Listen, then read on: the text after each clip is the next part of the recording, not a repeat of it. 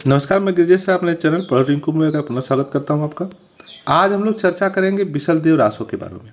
देखिए, बिसलदेव रासो को प्रथम 12 मासा गीत भी कहा जाता है। प्रथम 12 मासा की बात होगी तो बिसलदेव रासो आएगा। देखिएगा ध्यान से, इस ग्रंथ के बारे में पूरी जानकारी देंगे। निश्चय ही आपकी परीक्षा में 1 से 2 नंबर यहाँ से आता है, चाहे टीजीटी हो, पीजीटी हो, नेट हो और चाहे सुपर टेट हो। तो चलिए बिसलदेव रासो के बारे में पूरी जानकारी देंगे, तो ध्यान से देखिएगा पूरी वीडियो।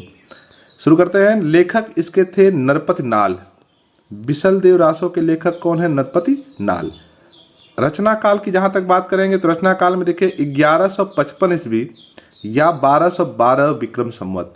रचना काल 1155 ईस्वी या 1212 विक्रम संवत। नोट, इस रचना काल को मानने के पीछे निम्न उदाहरण प्रस्तुत किया जाता है। देखिए, हर चीज का एक उदाहरण भी यहाँ पे लिखते हैं। 1272 मझारी, जैठ बदी नवमी बुधवारी, नाल रसायन आरंभ, सारठा टूठी ब्रह्मा कुमारी। ये कह रहे हैं कि 1272 मझारी, 1272 के मध्य में, है ना, तो ये संवत की बात यहाँ पे की जा रही है। आगे बढ़िएगा। कुछ इतिहासकार यहाँ पे देखिए, कुछ इतिहासकार, मैंने कहा ना 1272 का अर्थ विक्रम संवत 1272 से मानते हैं, ठीक है।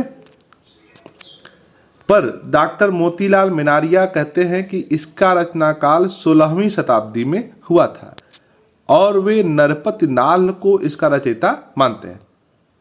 आगे देखिएगा। डॉक्टर माता प्रसाद गुप्त इसका रचना काल 14वीं शताब्दी मानते हैं।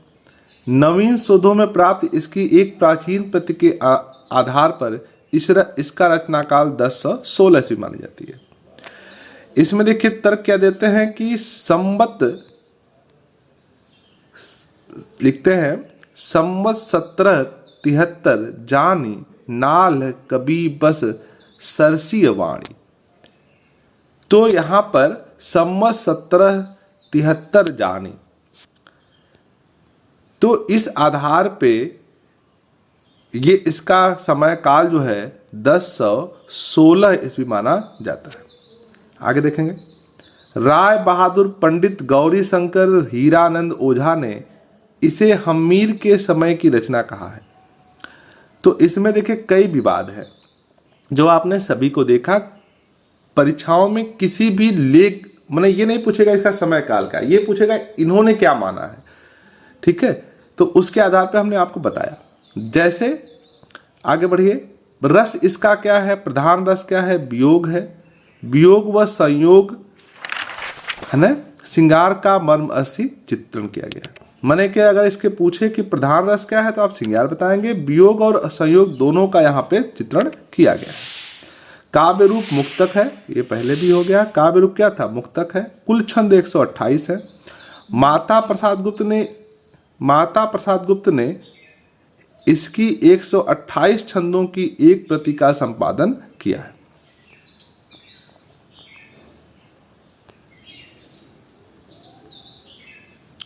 चलिए आगे बढ़ते हैं। इसमें जो नायक है वह अजमेर का चौहान राजा बिसलदेव तृतीय है, विग्रह राज चतुर्थ है। याद रखिएगा, इसका नायक अजमेर का चौहान राजा बिसलदेव तृतीय है।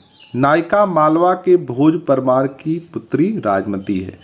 तो नायिका राजमती हो गई और नायक बिसलदेव तृतीय हो गया।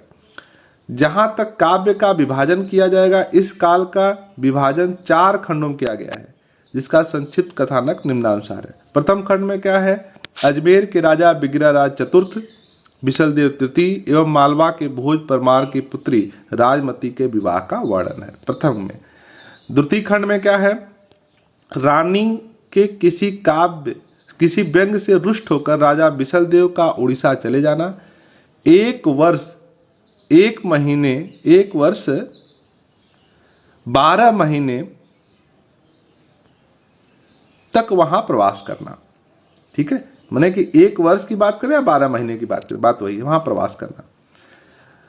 आगे रानी राजमती के विरह का वर्णन है तीसरे खंड में। बिसलदेव के उड़ीसा से लौटने का भी वर्णन किया गया है। चतुर्थ खंड में राजा भोज परमार के द्वारा अपनी पुत्री को अपने घर लिवा जाना तथा बिसलदेव का वहां जाकर राजमती को फिर चित्तौड़ ले आने का वर्णन किया गया। मैंने 4 खंडों में है। एक तो दोनों की विवाह होता है, दूसरे में वह किसी व्यंग से रूठ कर राजा बिसलदेव उड़ीसा चले जाते हैं, तीसरे में रानी राजमती के विरह का वर्णन है और बिसलदेव के उड़ीसा से लौटने का वर्णन है, चौथे में राजा परमाल अपनी पुत्री को घर ले जाते हैं और बिसलदेव वहां जाकर राजमती को पुनः चित्तौड़ ले आता है। तो 4 खंडों में यह पूरा काव्य विभाजित किया गया। विशेष तथ्य की अगर बात की जाए तो विशेष तथ्य यह है कि राजा बिसलदेव के वीर चरित्र का वर्णन इनके राजकवि सोमदेव के द्वारा स्वचरित नाटक ललित विग्रह राज में किया गया है। इस नाटक का कुछ अंश बड़ी बड़ी शिलाओं पर खुदा मिलता है और यह राजपूताना म्यूजियम में सुरक्षित है। यह मात्र 100 पृष्ठों का एक लघु ग्रंथ है। इसमें सर्वत्र वर्तमान काल की क्रियाओं का प्रयोग किया गया है। यह काव्य ग्रंथ नहीं है, इसे केवल गाने के लिए रचा गया था। आगे,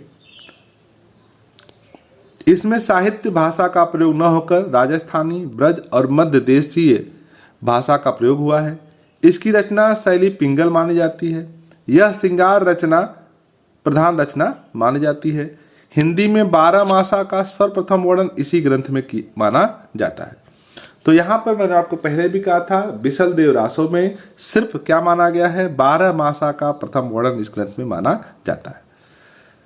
तो इस प्रकार से ये पूरा का पूरा जो है काव्य आपने पढ़ा, विशेष तथ्यों को हमने देखा।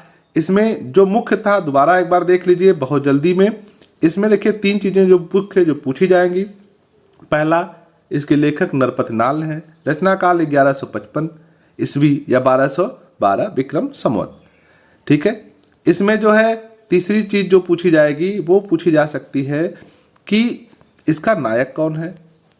अजमेर के चौहान राजा बिसलदेव तृतीय, मालवा की भोज परमाल की पुत्री राजमती, ये इसकी नायिका है।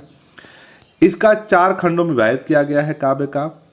और विशेष तथ्य ये है जो आपको बताया गया अभी कि राजा बिसलदेव के वीर चरित्र का वर्णन राजकवि सोमदेव के द्वारा स्वरचित संस्कृत नाटक ललित विग्रह राज में भी किया गया है।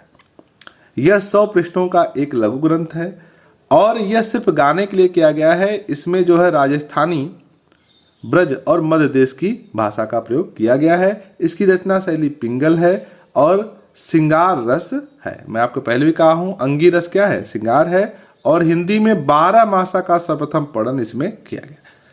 तो आशा है ये वीडियो आपको पसंद आया होगा।